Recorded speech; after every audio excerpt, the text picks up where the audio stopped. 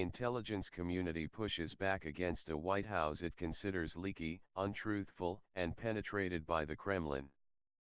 In a recent column, I explained how the still-forming Trump administration is already doing serious harm to America's long-standing global intelligence partnerships. In particular, fears that the White House is too friendly to Moscow are causing close allies to curtail some of their espionage relationships with Washington, a development with grave implications for international security, particularly in the all-important realm of counterterrorism. Now those concerns are causing problems much closer to home, in fact, inside the Beltway itself. Our intelligence community is so worried by the unprecedented problems of the Trump administration. Not only do senior officials possess troubling ties to the Kremlin, there are nagging questions about basic competence regarding Team Trump that it is beginning to withhold intelligence from a White House which our spies do not trust. That the IC has ample grounds for concern is demonstrated by almost daily revelations of major problems inside the White House, a mere 3 weeks after the inauguration. The president has repeatedly gone out of his way to antagonize our spies, mocking them and demeaning their work, and Trump's personal national security guru can't seem to keep his story straight on vital issues. That's Mike Flynn, the retired Army 3-star general who now heads the National Security Council.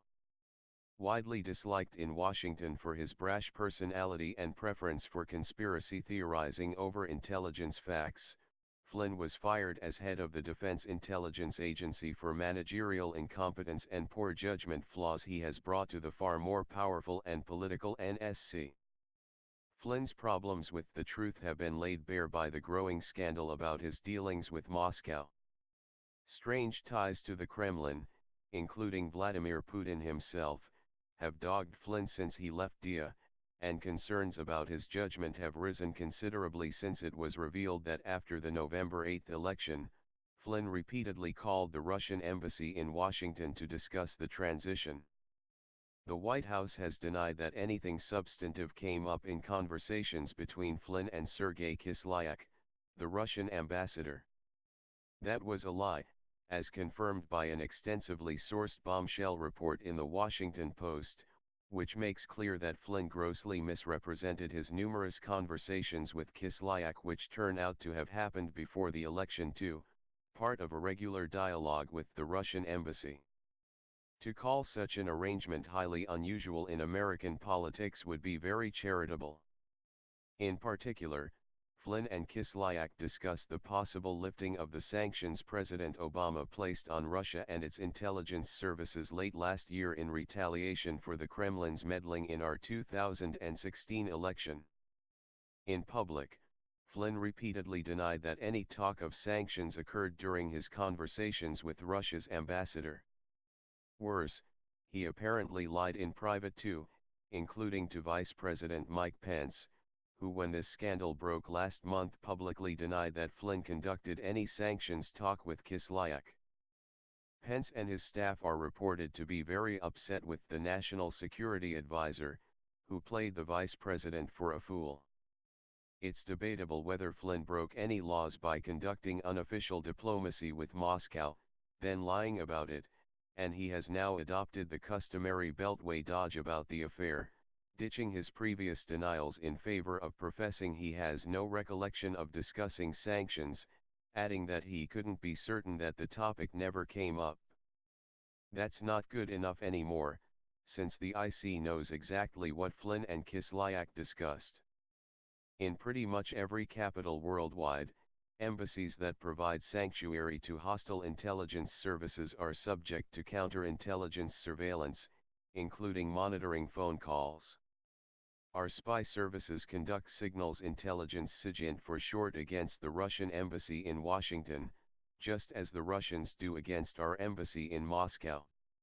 Ambassadors' calls are always monitored, that's how the spy war works, everywhere.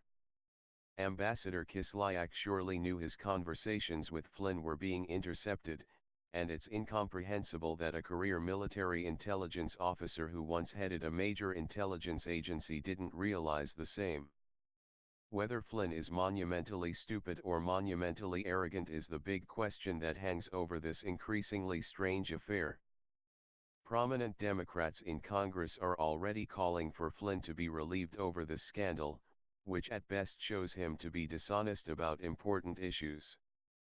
Adam Schiff, the top Democrat on the House Intelligence Committee, has bluntly asked for the National Security Advisor's ouster.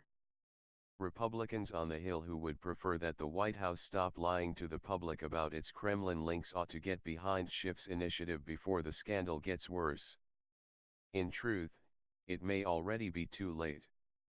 A new report by CNN indicates that important parts of the infamous spy dossier that professed to shed light on President Trump's shady Moscow ties have been corroborated by communications intercepts. In other words, SIGINT strikes again, providing key evidence that backs up some of the claims made in that 35-page report compiled by Christopher Steele, a former British intelligence official with extensive Russia experience. As I previously explained, that salacious dossier is raw intelligence, an explosive amalgam of fact and fantasy, including some disinformation planted by the Kremlin to obscure this already murky case.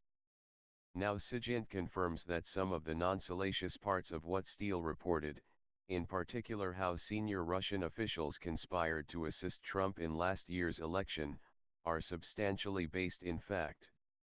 This is bad news for the White House, which has already lashed out in angry panic, with Press Secretary Sean Spicer stating, "We continue to be disgusted by CNN's fake news reporting."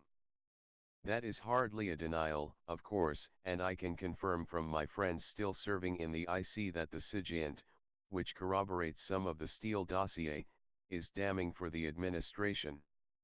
Our spies have had enough of these shady Russian connections and they are starting to push back. There are pervasive concerns that the president simply isn't paying attention to intelligence.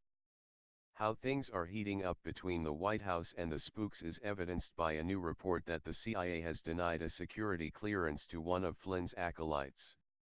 Rob Townley, a former Marine intelligence officer selected to head up the NSC's Africa desk, was denied a clearance to see sensitive compartmented information, which is required to have access to SIGINT in particular. Why Townley's SI was turned down isn't clear. It could be over personal problems or foreign ties, but the CIA's stand has been privately denounced by the White House, which views this as a vendetta against Flynn. That the Townley SI denial was reportedly endorsed by Mike Pompeo, the new CIA director selected by Trump himself, only adds to the pain. There is more consequential IC pushback happening, too. Our spies have never liked Trump's lackadaisical attitude toward the president's daily brief, the most sensitive of all IC documents, which the new commander-in-chief has received haphazardly. The president has frequently blown off the PDB altogether, tasking Flynn with condensing it into a one-page summary with no more than 9 bullet points. Some in the IC are relieved by this, but there are pervasive concerns that the president simply isn't paying attention to intelligence. In light of this, and out of worries about the White House's ability to keep secrets, some of our spy agencies have begun withholding intelligence from the Oval Office. Why risk your most sensitive information if the president may ignore it anyway? A senior National Security Agency official explained that NSA was systematically holding back some of the good stuff from the White House, in an unprecedented move. For decades, NSA has prepared special reports for the president's eyes only, containing enormously sensitive intelligence. In the last 3 weeks, however, NSA has ceased doing this, fearing Trump and his staff cannot keep their best SIGINT secrets. Since NSA provides something like 80% of the actionable intelligence in our government, what's being kept from the White House may be very significant indeed. However, such concerns are widely shared across the IC, and NSA doesn't appear to be the only agency withholding intelligence from the administration out of security fears. What's going on was explained lucidly by a senior Pentagon intelligence official, who stated that since January 20, we've assumed that the Kremlin has ears inside the Citroen, meaning the White House Situation Room, the 5,500 square foot conference room in the West Wing where the president and his top staffers get intelligence briefings. There's not much the Russians don't know at this point, the official added in wry frustration. None of this has happened in Washington before. A White House with unsettling links to Moscow wasn't something anybody in the Pentagon or the intelligence community even considered a possibility until a few months ago. Until Team Trump clarifies its strange relationship with the Kremlin, and starts working on its professional honesty, the IC will approach the administration with caution and concern. I previously warned the Trump administration not to go to war with the nation's spies, and here's why. This is a risky situation, particularly since President Trump is prone to creating crises foreign and domestic with his incautious tweets. In the event of a serious international crisis of the sort which eventually befalls almost every administration, the White House will need the best intelligence possible to prevent war, possibly even nuclear war. It may not get the information it needs in that hour of crisis, and for that it has nobody to blame but itself.